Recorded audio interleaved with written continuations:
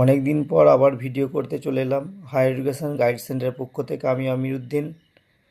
দেখুন, আমি যে ব্যাপার নিয়ে আজকে বলবো বলে এসেছি, সেটা হচ্ছে অনেক দিন ধরেই আমার ছাত্রছাত্রীরা আমাকে জানতে চাইছিল ফেসবুক হোয়াটসঅ্যাপের মাধ্যমে যে স্যার সম্রাটের বইগুলো কেমন। তো আমি তোমাদের কাছে দেখাবো সম্রাটের বইগুলো কেমন।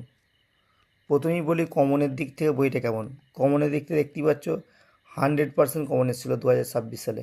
এটা কি ভূগোল। বাংলা দেখো 2026-এ 100% কমন এসেছিলো বাংলা।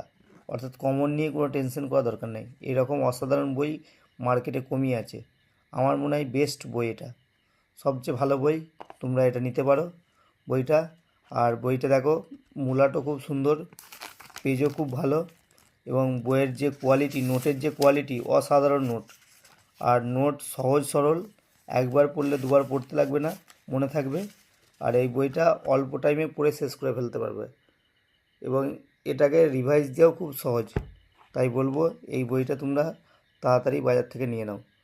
কিছুদিন আগে আউট অফ স্টক হয়ে গেল, আউট অফ মার্কেট ছিল, আবার এসেছে বইটা। বইটা বাজার থেকে নিয়ে নাও। প্রচুর সেল বইটার, আর সেল হওয়ার কারণ আছে, কারণ ভালো জিনিসের সেল বেশি হয়। এই যে সম্রাট দা যে বাংলা বইটা নিজে লেখেন, অসাধারণ লিখেছেন। কি বলবো, নোট পড়লে পড়তেই মন যাবে।